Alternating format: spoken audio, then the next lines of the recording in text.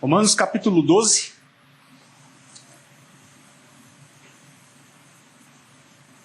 Vamos ler do versículo 1 ao versículo 8.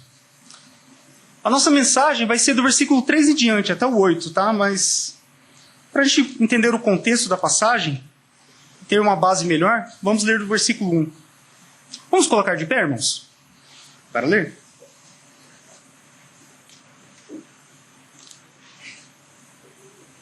Aqueles que puderem. E diz assim: Rogo-vos, pois, irmãos, pela compaixão de Deus, que apresentei os vossos corpos em sacrifício vivo, santo e agradável a Deus, que é o vosso culto racional. E não sede conformados com esse mundo, mas sedes transformados pela renovação do vosso entendimento, para que experimenteis qual seja a boa, agradável e perfeita vontade de Deus.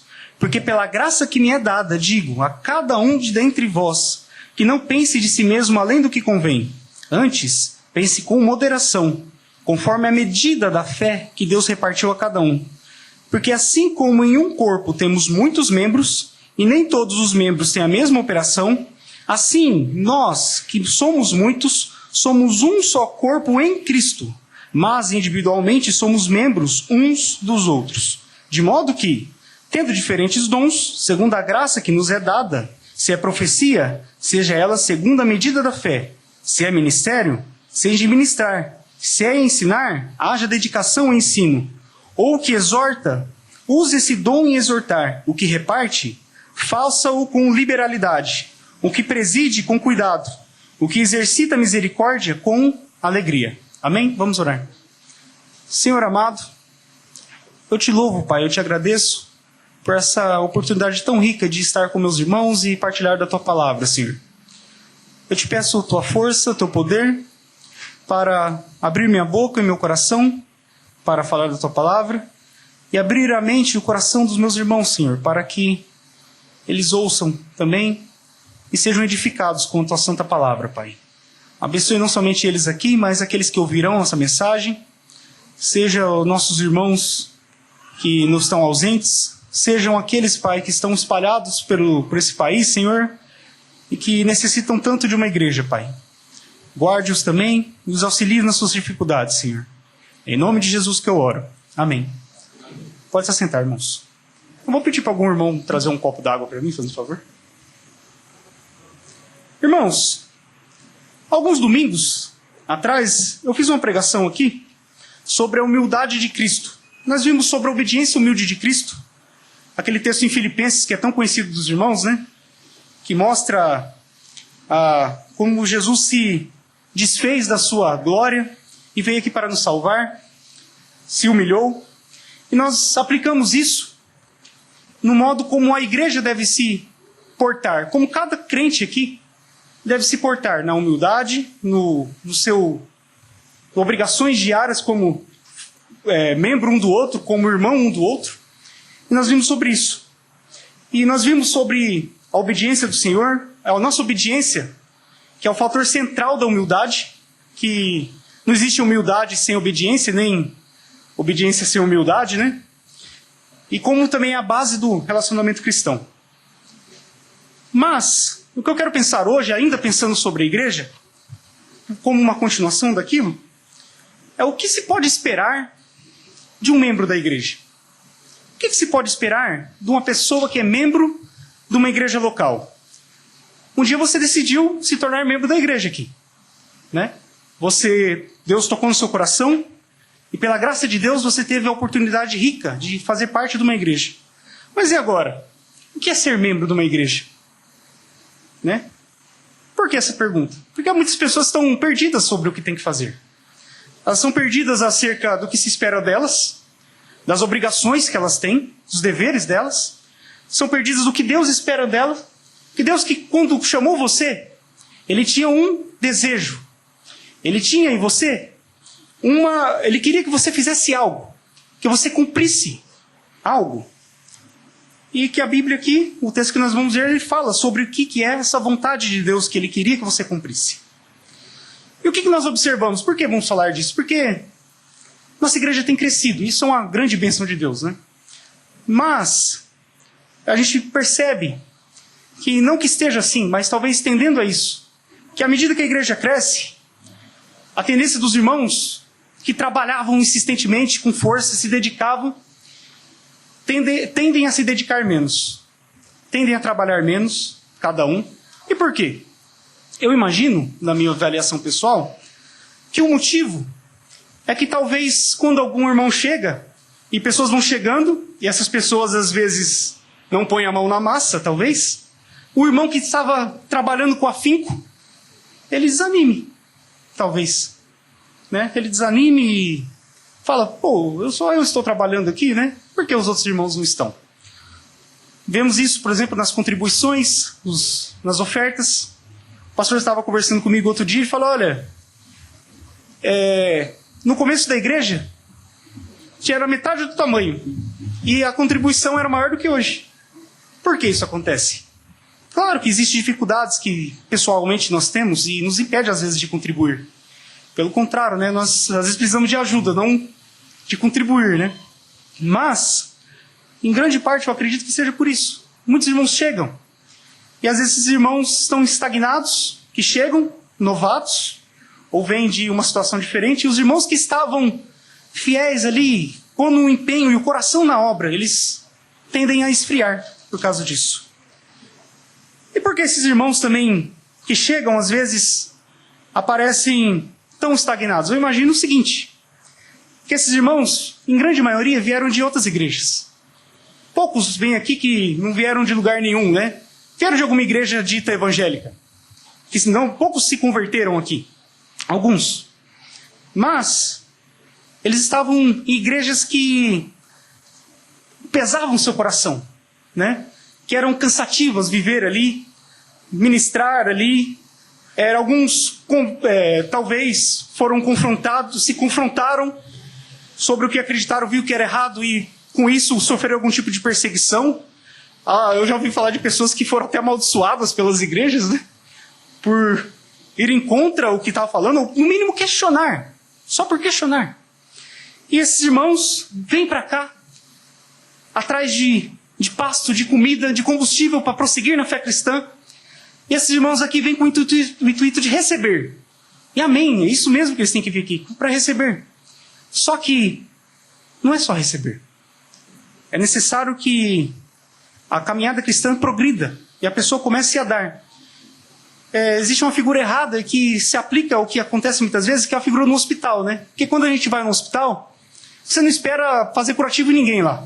Você não espera dar remédio para ninguém, consultar ninguém, não. Você vai lá para receber curativo, receber remédio, procedimento, seja lá o que for. Mas a igreja não é um hospital. Existem muitas pessoas, pelo menos nesse sentido, não. A igreja é a obra de Deus, é o meio por qual Jesus age nesse mundo. Nós somos a mão do Senhor aqui, nesse mundo. E por isso, nós somos chamados a trabalhar aqui. Meus irmãos, conforme vimos então, sentar e ouvir sermões não é a totalidade da vida cristã. Mas o que é a vontade de Deus? Qual é a vontade de Deus? No versículo 2, se os irmãos olharem, ele fala sobre a vontade de Deus. Não sede conformados com esse mundo, mas sede transformados pela renovação do vosso entendimento, para que experimenteis qual seja a boa, agradável e perfeita vontade de Deus. Bem, aqui nós temos referência à perfeita, agradável vontade de Deus, e boa, né? Então ele diz aqui que nós não temos que nos conformar com esse mundo, que temos que nos transformar pela renovação, pela metamorfose da nossa mente, do nosso entendimento, e assim nós vamos experimentar qual é a vontade de Deus. Mas, qual é a vontade de Deus que nós vamos experimentar? Qual que é a vontade de Deus? Muitos pensam que a vontade de Deus que o texto está dizendo aqui são os planos de Deus para mim. Bem, eu cumpro esses requisitos, né? Eu sou transformado pela renovação do meu entendimento, eu não me conformo com esse mundo. O versículo 1 diz que eu entrego meu corpo como um sacrifício vivo, santo e agradável a Deus. Então, eu cumpri esses requisitos e eu vou conhecer a vontade de Deus para mim. Eu vou saber se Ele quer que eu fique aqui ou eu mudo de cidade. Eu troco de carro ou não troco de carro? Eu mudo de casa ou não? Eu saio do meu serviço, abro um negócio ou fico nele? Meus irmãos, essa é uma leitura equivocada desse texto. Porque o texto não está falando dos planos de Deus para mim. A vontade de Deus aqui não são os planos de Deus para mim. A vontade de Deus é o que Ele quer que eu faça. O que Ele quer que eu faça, como Ele quer que eu me comporte, o que eu tenho que praticar. Quando Ele diz aqui, experimenteis, o sentido é esse, praticar, vivenciar. Então nós temos que cumprir esses requisitos aqui, para assim nós vivenciarmos a vontade de Deus. Nós vivermos a vontade de Deus. Os planos de Deus para mim, meus irmãos, o plano de Deus para vocês, não tem como nós sabermos. Não tem como. Nós vamos saber essas coisas à medida que nós vamos vivendo e caminhando a vida cristã. E nós vamos sabendo o que vai acontecendo, quais são os planos de Deus. Mas saber os planos de Deus, de viver a vida, nós não temos como saber. O que o texto diz aqui é sobre o meu comportamento. O que eu tenho que fazer para saber a vontade de Deus. Então, o que eu vou fazer? Eu vou não me conformar com esse mundo. Eu vou ser transformado pela renovação do meu entendimento. Vou entregar minha vida como sacrifício vivo, santo e agradável a Deus, que é o versículo 1. E assim, dessa forma, eu vou ter uma sensibilidade maior para saber o que Deus quer que eu faça. Mas, também, o que Paulo tinha em mente quando ele diz vontade de Deus? Nós sabemos que são práticas, não são planos, né? O que ele tinha em mente? O que Deus tinha em mente para que nós fazermos? O que Deus quer que eu faça aqui? No quesito de ações, no quesito de práticas, de atitudes. Bem, o restante do capítulo aqui ele vai dizer. Na verdade, o restante da carta. Ele vai dizer, a partir do versículo 3, o que Deus quer que nós façamos. Mas do versículo 3 a 8, que nós vimos, que nós veremos, Deus diz o Paulo diz aqui que Deus quer que nós façamos em relação à igreja. Como eu devo ser em relação à igreja. Então aqui esse texto, meus irmãos, é um espelho. Você vai ler esse texto, nós vamos discorrer sobre ele aqui, e você vai olhar esse texto e falar, eu me vejo aqui ou não? Eu estou fazendo a vontade de Deus, ou eu não estou fazendo a vontade de Deus? Essa é a vontade de Deus. Você olha aqui, primeira coisa, e reconheça aqui o que Ele quer, e confronte a sua vida, se é o que você está fazendo ou não. A primeira coisa que eu quero falar para os irmãos, está no versículo 3, sobre a vontade de Deus. A vontade de Deus, no versículo 3, é que cada um de nós, cada crente, pense sobre si mesmo, com moderação. A vontade de Deus é que você, no convívio com os irmãos, no convívio na igreja, pense com moderação acerca de você mesmo. Olha o versículo 3 como ele começa. Ele usa a palavra porquê. Quando ele diz porquê aqui, ele está interligando, tem uma relação de dependência com o versículo anterior. Então no versículo anterior ele estava falando sobre a vontade de Deus.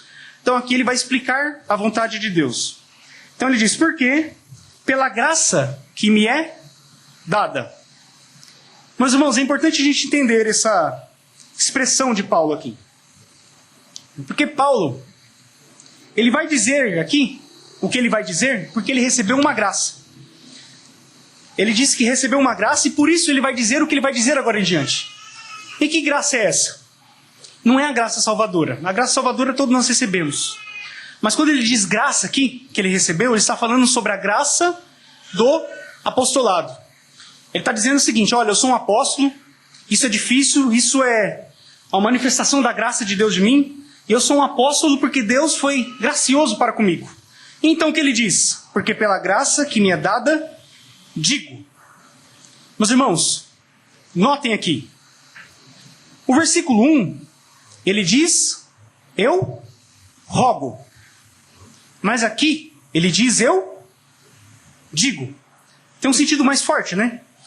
E no original tem um sentido mais forte mesmo. O sentido aqui no original é eu ordeno. A construção das frases ali, das palavras que aparecem, é eu ordeno. Eu estou ordenando. O versículo 1 não fala isso. Ele fala eu rogo, eu peço, eu suplico encarecidamente. Né? Apesar de ser uma ordem, mas ele suplica de modo a pedir, né? Ele dá a ordem de pedindo. Mas aqui não, ele não faz assim. Ele diz eu digo. Porque a graça que me é dada, digo, a cada um dentre vós. Meus irmãos, nesse ponto da carta, Paulo dá uma dimensão individual ao que ele vai dizer. Essa carta é a carta de Paulo, aqui, nesse ponto em diante, ao irmão Erivan, a carta de Paulo ao irmão Eliseu, à irmã Camila, ao irmão Adriano, a carta de Paulo à irmã Cida, a cada um de nós aqui. Meus irmãos, é importante a gente perceber isso, que aqui é a carta de Paulo escrita para você. Nesse ponto você deve esquecer seu irmão de lá atrás de você, na frente de você, ao seu lado. Paulo não está dizendo aqui a comunidade, não está dizendo a igreja, a um grupo genérico, não. Ele está falando com você. Temos poucas pessoas hoje aqui, muitos estão viajando. Mas, meus irmãos, mesmo que tivesse uma pessoa aqui hoje, eu poderia pregar esse sermão tranquilamente. Considere-se sozinho aqui hoje. Porque é isso aqui que está dizendo, eu estou falando, Paulo está dizendo, Deus está falando com você.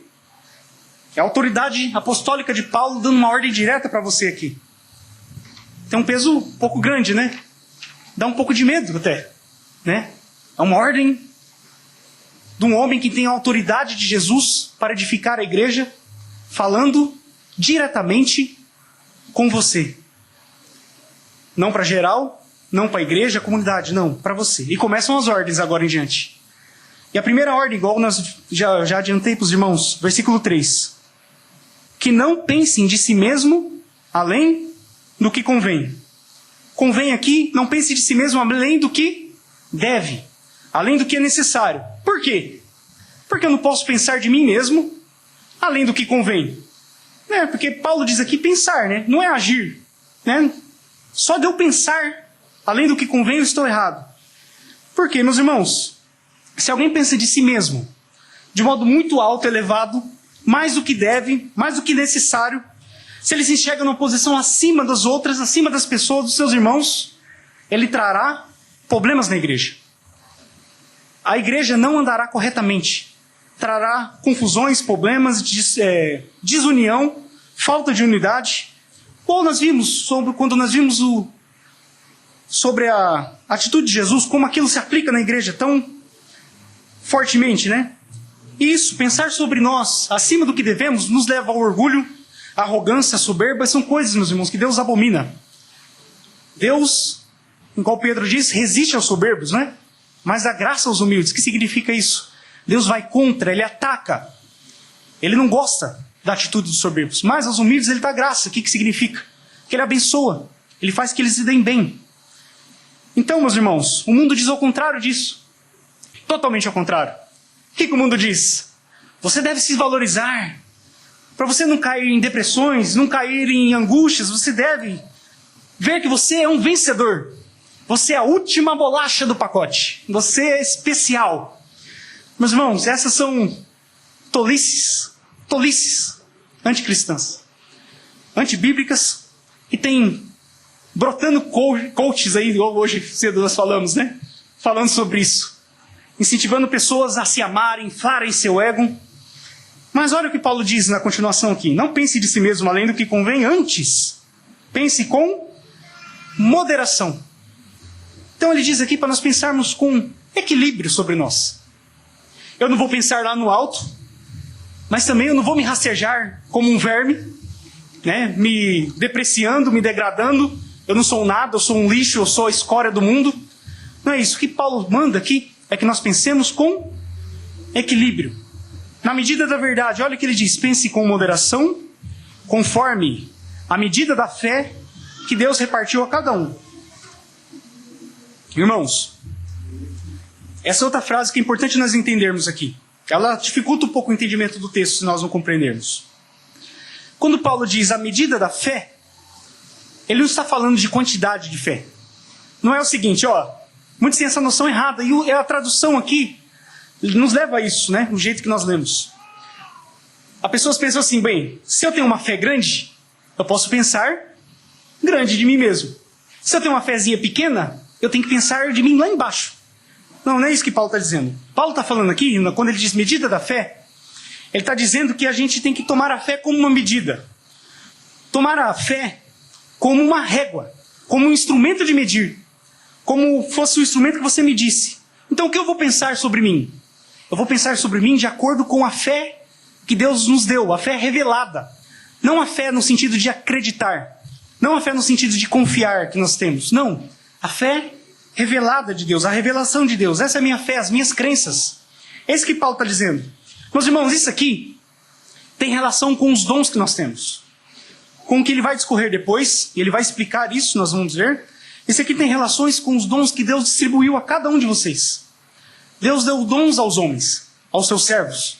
Ele deu dons em medidas diferentes, quantidades diferentes, a cada um de nós, arranjos diferentes, para que nós exercemos e coloquemos em práticas na igreja.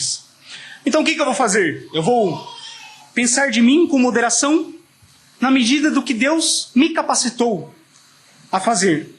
Eu não vou pensar de mim acima da verdade, eu sou o cara, porque Deus que me deu os dons, Deus que me capacitou, então de mim não tem nada. Né? É uma bênção, uma graça de Deus, nós vemos isso. Eu não vou pensar de mim lá embaixo, eu sou um verme, eu sou um lixo, por quê? Porque Deus me deu dons. Ele me capacitou, eu não sou um nada. Deus me ama, Ele me capacitou. Então eu vou pensar comigo, de mim mesmo, com moderação. E ele prossegue. Meus irmãos, é importante nós entendermos aqui quem somos nós, né? Que nós vamos ver aqui. Nós somos pecadores perdoados. Essa é uma parte da graça, da fé revelada de Deus que Ele nos diz. Mas não é disso que Paulo está dizendo aqui. Nós somos herdeiros dos céus, cordeiros com Cristo, de todas as coisas. Mas não é isso que Paulo está dizendo aqui. Ele diz algo mais que isso. Diferente que isso. Então o que é? Eu tenho que pensar de mim consciente das habilidades que Deus me deu e das habilidades que Deus não me deu. Meus irmãos, muitos problemas na igreja, nas igrejas, na nossa igreja, vêm por pensar sobre nós de maneira que não convém. E isso aqui, que nós vamos ver ainda, e que nós falamos, resolve grande parte dos problemas da igreja. Resolve problemas de corações de pessoas machucadas, corrige pessoas. Muitos querem fazer o que Deus não deu capacidade para fazer e ficam magoados. Outros não querem fazer o que Deus capacitou, ficam frustrados, se sentem inúteis na igreja, né? Ou muitos não valorizam o que Deus capacitou, por exemplo. Às vezes tem algum irmão que ensina bem, ou prega bem, ou faz alguma coisa bem. E alguns irmãos chegam e falam, nossa irmão, que bênção de Deus, né? Que você prega tão bem assim. Ele fala aquela falsa humildade, né? Ele fala, não, que isso? Né? Ele está orgulhoso, mas que isso? Eu não sou nada. Né? Está desvalorizando o dom que Deus deu. Está desvalorizando o que Deus deu para ele. Ele entristecendo o espírito. Porque é uma falsa humildade, né? Meus irmãos, e o segundo elemento da vontade de Deus, que explica esse, que nós vamos ver, é do versículo 4 ao versículo 5. É que a vontade de Deus é que cada um dos irmãos entenda que tem uma função específica no corpo. Quem sou eu? Quem é você? Você é uma pessoa que tem uma função específica na igreja. Você tem uma função específica. Então pensar com moderação sobre mim é entender isso. Que eu sou parte de um corpo e eu tenho uma função nele. Eu tenho que agir nele, trabalhar nele. Eu tenho obrigações aqui. Meus irmãos, Paulo aqui está dizendo ainda individualmente, você tem uma função. Cada um de vós, igual ele diz. Você tem uma função. Não é o irmão ao lado, atrás, não é o irmão que faltou, não, é você. Você tem uma função no corpo, olha como ele diz, no versículo 4. Porque assim como em um corpo temos muitos membros, irmãos, essa figura de Paulo aqui, comparando a igreja com um corpo humano, é uma figura bastante conhecida já e que nós conhecemos bastante. E que nos traz o sentido de unidade, né? Nós não somos órgãos e braços espalhados, não. Nós somos uma unidade, um corpo, vivo, único, aqui. Com partes diferentes e funções diferentes.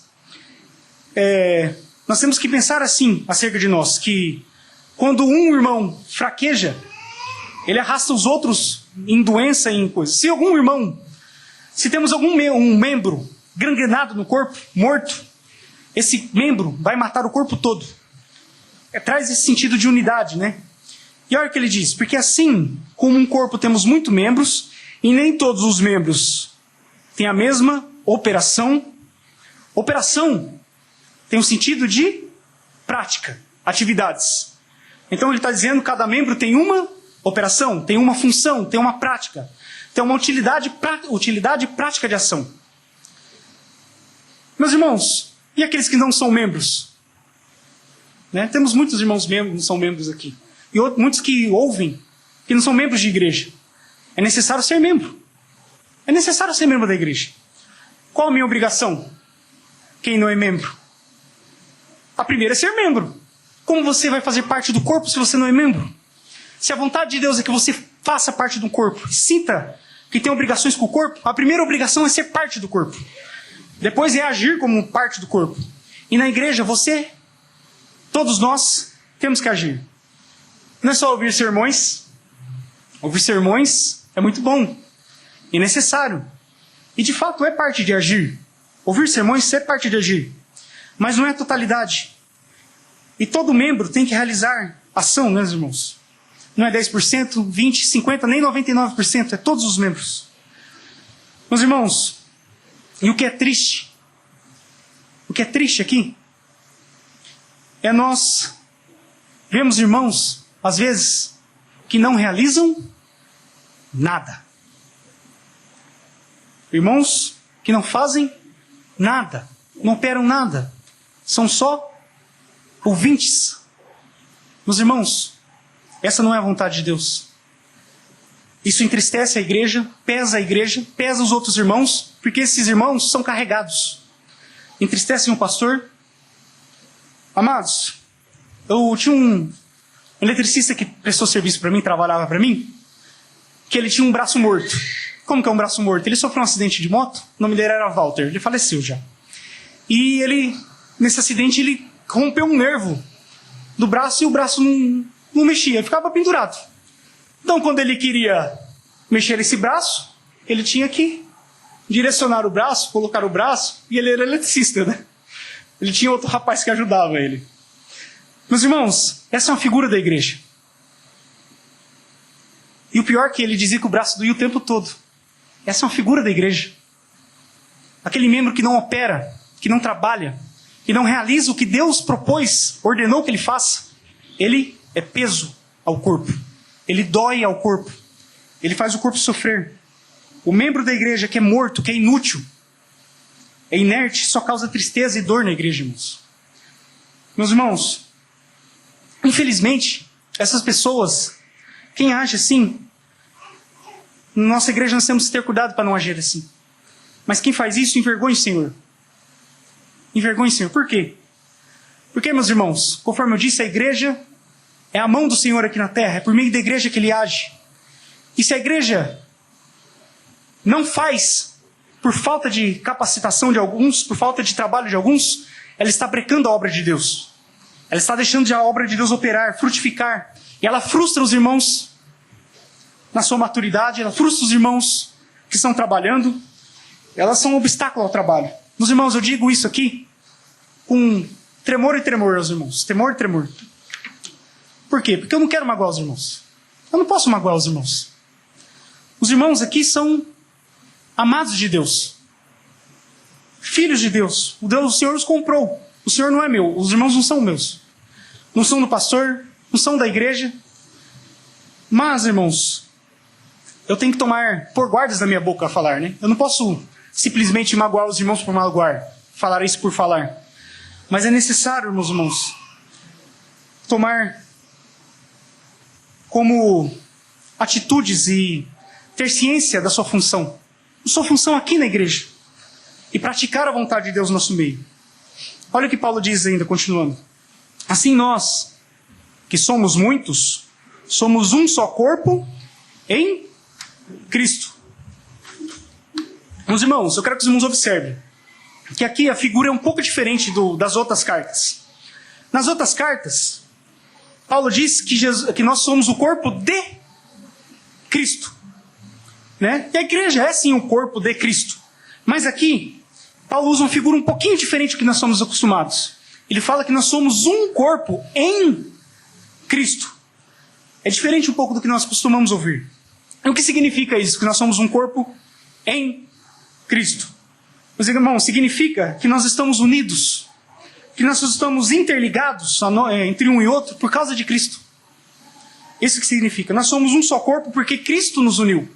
Nós somos um só corpo porque Cristo nos conectou um ao outro. Nós não estamos conectados por gostar um do outro, por eu gosto desse irmão, não gosto daquele, por afeições pessoais, porque eu moro mais perto daquele irmão, ou porque esse irmão acaba sentando mais perto de mim na igreja, no costume. Não! Você está ligado a cada irmão porque Cristo uniu você a Ele. Cristo interligou você a Ele. E olha o que ele diz, como isso vai tornando cada vez mais pesado, para que nós entendamos. Somos um só corpo em Cristo, mas individualmente somos membros uns dos outros. Olha o que ele diz, que nós somos membros uns dos outros. Meus irmãos, e aqui a ordem pesa para nós. Por que que pesa? Porque nós estamos interligados numa relação de unidade por meio de Cristo, mas uma relação de interdependência um do outro. Nós estamos ligados, interdependentes um do outro, nós dependemos um do outro. Você está interligado numa relação de interdependência com o irmão que está ao seu lado, atrás de você. Quer você goste dele ou não. Porque é errado, você devia amar seu irmão. Porque você está ligado por meio de Cristo a ele. Meus irmãos, nós estamos conectados por causa de Cristo uns aos outros. E temos, assim, uma relação entre um e outro de interdependência e que, claro, é uma relação de responsabilidade um com o outro. Você é responsável por cada um dos irmãos que estão nessa igreja. Você tem responsabilidades a desenvolver a cada um de todos os irmãos. Quantos irmãos temos aqui no total? Os irmãos sabem? Então, 26? A cada um dos 26 irmãos estamos interligados. Na prática, essa relação, responsabilidades práticas que temos que desenvolver um com os outros. Meus irmãos, qual é a vontade de Deus para você? Qual que é a vontade de Deus para você?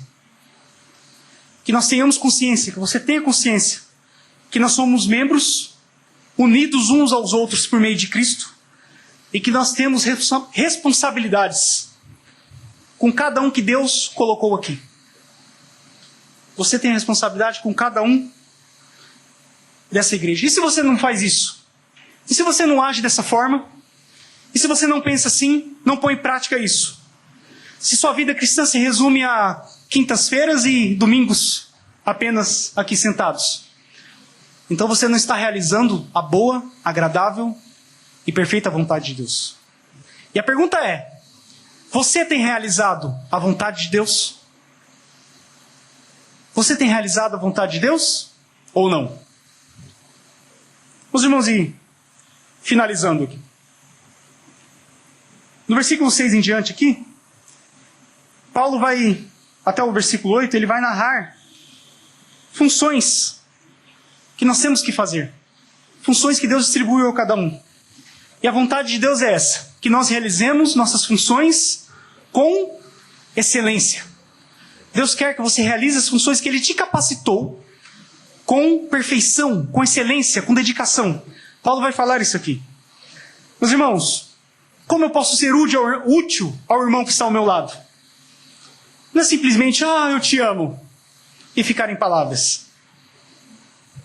Não. Como realizar a vontade de Deus na igreja? A Bíblia responde.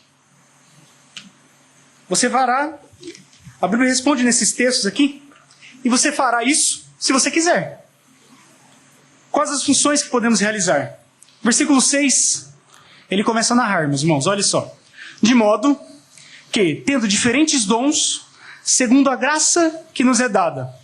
A primeira coisa que os irmãos notem, quero que os irmãos notem aqui, que nós não somos máquinas, não somos robôs, não somos xerox uns dos outros, não. Nós somos diferentes. Nós somos diferentes não somente porque nascemos diferentes, homens e mulheres, culturas e práticas diferentes, experiências diferentes, não. Nós somos diferentes naquilo que Deus nos deu, segundo a graça que nos é dada. O que é a graça? Nós vimos a graça de Paulo, o que era? O apostolado dele. Qual que é a graça que Deus te deu? Os seus dons. Deus te capacitou a fazer coisas. E é interessante que ele diz aqui, segundo a graça, que nos é dada. Ele já deu a você. Você não precisa correr atrás de ter, buscar, agora eu vou buscar isso. Pode sim buscar, orar, mas e crescer na prática desses dons. Mas, o que Paulo está dizendo aqui é que você já tem. Paulo narra 7 dons aqui nessa carta. E você pode ter 1, você pode ter 7, pode ter 3, 5, 6. Não sei, o irmão vai ver. Mas se você é crente, se você crê no Senhor e foi regenerado pelo Senhor, você tem esses dons. Se o Espírito de Deus habita em você, ele te capacitou. E agora nós vamos descobrir, você tem que descobrir quais são esses dons. E colocar a mão na massa. Trabalhar, né? Meus irmãos, nós temos um piano aqui. E hoje o irmão Zaf não veio para trocar. Né? O que é esse piano sem esse pianista? Nada. Ele é só talvez um enfeite ou um estorvo, depende do seu ponto de vista. Mas sem um pianista, esse piano não tem utilidade nenhuma para nós. É a mesma coisa os dons de você na igreja. E ele começa narrando no versículo 6 dos dons. Se é profecia, que seja segundo a medida da fé. Ah, eu tenho esse dom. Eu sonho que vai acontecer. Não, não é isso. Não é isso. Profecias do Novo Testamento tem sim essa questão de, às vezes, revelar algum acontecimento, mas, muitas vezes, normalmente, ele está relacionado à pessoa que trazia revelações novas de doutrinas na igreja. O profeta, ele é responsável por servir de base, trazer revelações, ensinamentos que serviam de base para o ensino da igreja, para a instrução da igreja, para o caminhar da igreja. E eram revelações que não estavam disponíveis antes, que não tinha no Novo Testamento, no Velho Testamento. Coisas que os homens do passado não conheciam. Eram doutrinas novas, né? Verdades que nunca tinham sido ensinadas no passado. Mas isso acabou. Por que acabou? Nós sabemos. Nós temos a palavra de Deus. Aqui, Deus encerrou todas as suas doutrinas que eram novas naquele momento. As doutrinas que aqueles homens não conheciam antes. Que Deus revelou à sua igreja. Os apóstolos morreram, os profetas morreram, acabaram também. Nesse sentido pleno, no seu sentido pleno eles morreram. Mas eu quero que os irmãos abram, deixam Romanos aberto. Vamos abrir 1 Coríntios capítulo 14, versículo 3. Para os irmãos verem uma faceta da profecia. Um lado do que seria ser o profeta. 1 Coríntios 14, versículo 3.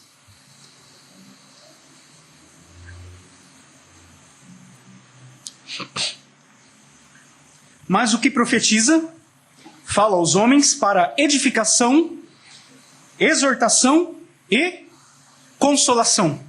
Eu posso ser um profetinha hoje. Não no sentido de revelar coisas e revelar sonhos, RGs e absurdos que vemos. Não. Você pode ser um profeta exortando, edificando e consolando. Alguns irmãos têm esses dons. O dom de edificar a igreja, de ensinar, pregar. Meus irmãos, no Velho Testamento, nós tínhamos a figura também do profeta como alguém que alertava o povo. Ele alertava o povo sobre o quê? Sobre os perigos do pecado, sobre os perigos que estavam cercando eles. Então qual que é o sentido, nesse sentido, que nós podemos ser profetas hoje, ter esse dom, de alertar a igreja sobre os pecados, sobre caminhos errados, sobre coisas que vão contra a palavra de Deus, né? Então você pode, o irmão que tem esse dom, que Deus dá essa capacidade para ele tem que chegar para o seu irmão e dizer: irmão, isso que você está fazendo vai contra a palavra de Deus. Esse caminho que você está tomando é perigoso, é errado. Essa atitude que você está tomando, essa prática que você vem adotando, Deus condena isso. Deus é contra isso, se opõe a isso. Amados, olha só o que ele diz aqui. Se profecia, seja ela segundo a medida da fé.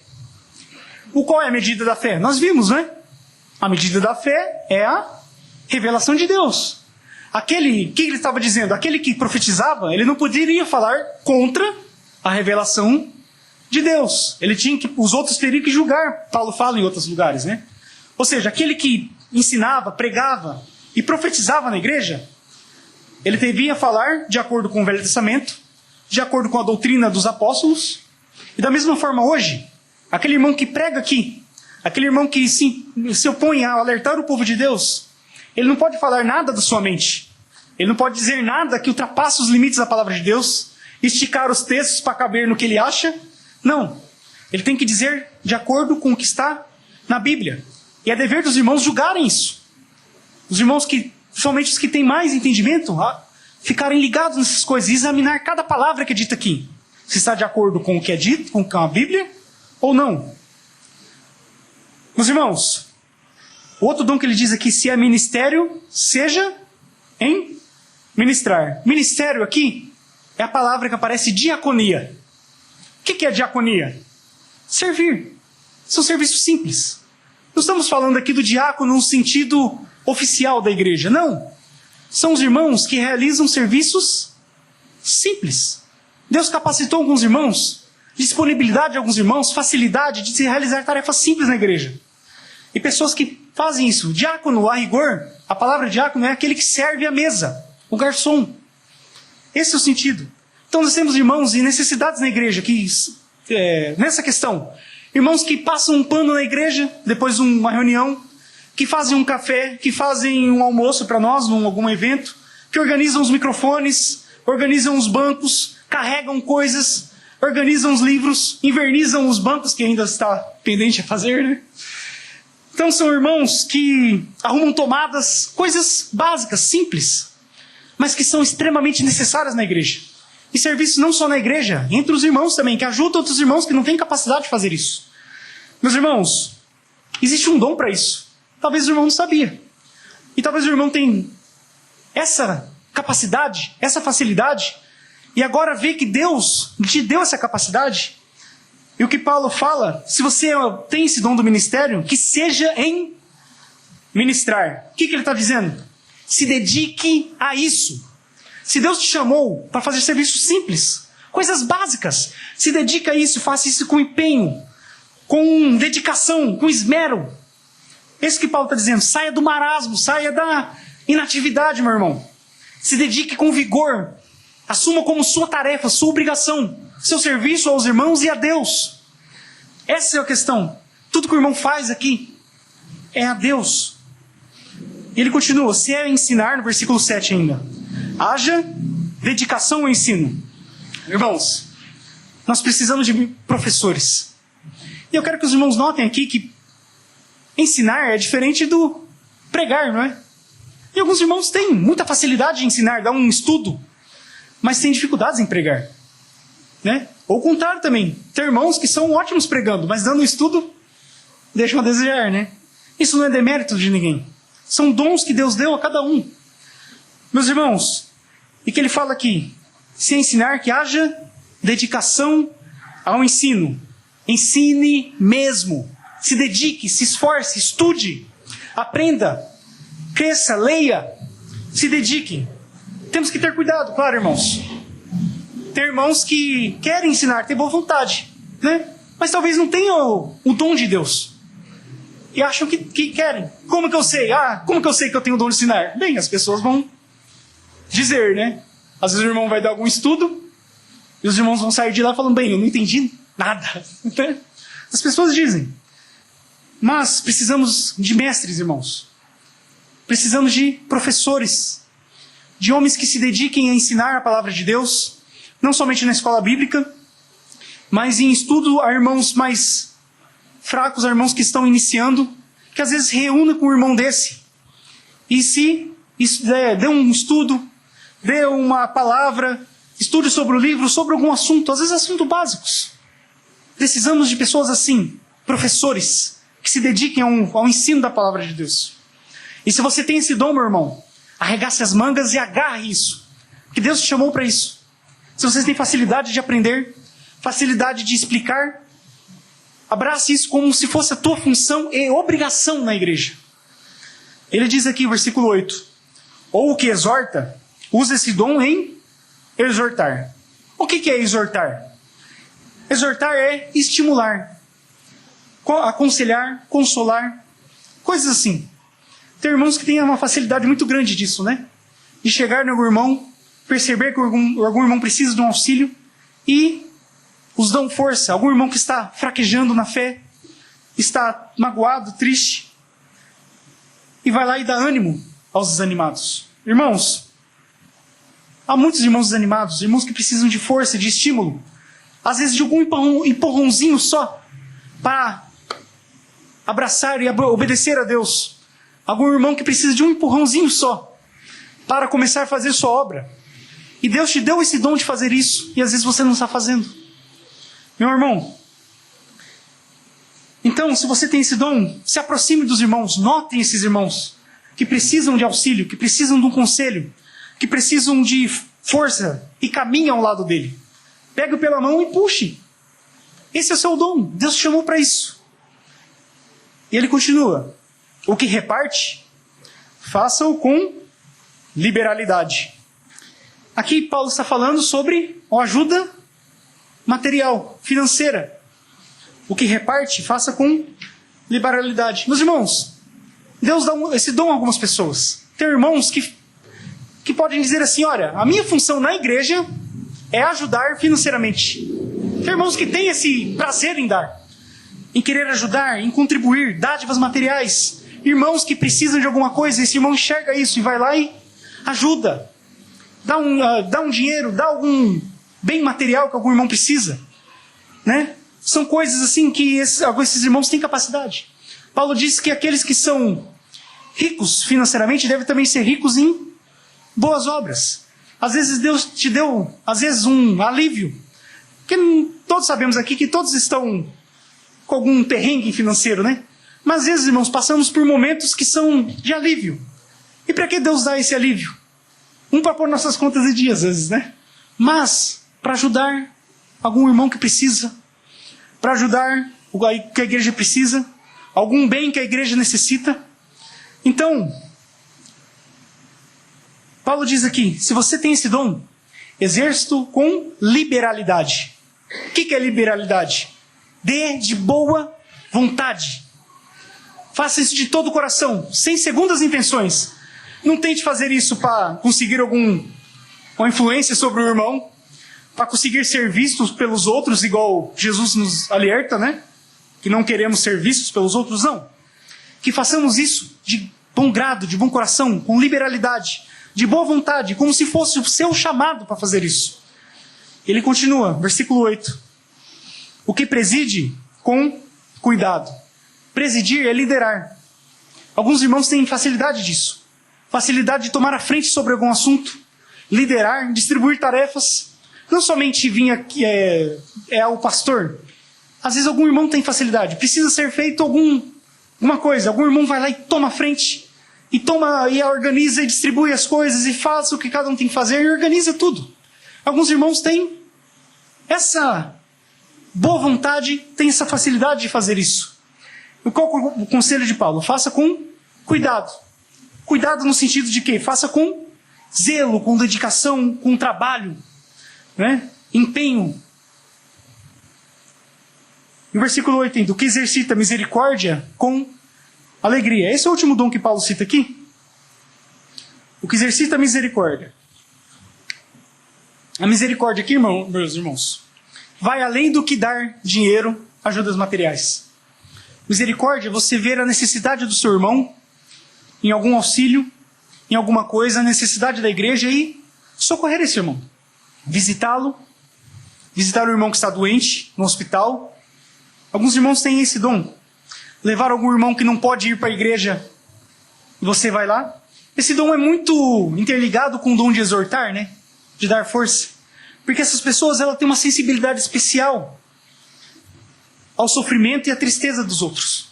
São irmãos que têm essa especialidade. Eles conseguem notar que aquele irmão está um pouquinho diferente. Que existe uma mágoa no coração dele. E ele vai lá e ajuda no que for necessário. Ou ele vai lá e dá esse auxílio que o irmão precisa. Bem, o que ele diz aqui? O que exercita misericórdia com alegria. A palavra alegria aqui é a mesma fonte que vem da nossa palavra hilariante. O que é hilariante? É o que faz rir. Ou seja, o que faz a misericórdia, faça com um sorriso nos lábios. Faça sorrindo. Faça de bom grado, com alegria, não penando de cara feia. Não. Faça sorrindo. Meus irmãos, essa lista aqui é bem pequena. Existem outras listas no Novo Testamento. Mas eu quero que os irmãos só notem alguma coisa aqui para não passar uma ideia errada para os irmãos. Porque alguns irmãos podem perceber assim, falar, não, eu não tenho esse dom, então não tenho que fazer. Não. Talvez todos os dons aqui, ou a maioria, eles se aplicam a todos os irmãos. Né? Por exemplo, misericórdias. Todos os irmãos têm obrigação de ter misericórdia do seu irmão e socorrer seu irmão. Todo irmão tem a obrigação de contribuir. Todo irmão tem o dever de trabalhar com as mãos, o dom do ministério, né? De servir. Todo irmão tem isso. Mas de ensinar também. Todos nós temos que ensinar. Temos que ensinar nossos filhos. Às vezes temos que ensinar algum irmão em algum detalhe, na nossa medida, a capacidade que temos. Mas quando Paulo fala dons, quer dizer que Deus deu uma capacidade especial para algumas pessoas. Né? Além da medida. Né? Que essas pessoas tenham a capacidade de fazer essas coisas com mais intensidade, com mais eficiência, de maneira muito melhor. Bem, e aqui temos 7 dons. 7 dons. Qual é a vontade de Deus para mim? Qual é a vontade de Deus para mim? A boa, agradável e perfeita vontade de Deus. Bem, é que eu olhe para esses dons e diga, eu tenho esse, este e esse. Qual que é a vontade de Deus para mim? Que eu reconheça meus dons. Como que eu reconheço? Não pensando de mim, nem além nem a quem. Conhecendo meus dons, eu não vou pensar de mim nem a mais nem a menos do que Deus me revelou.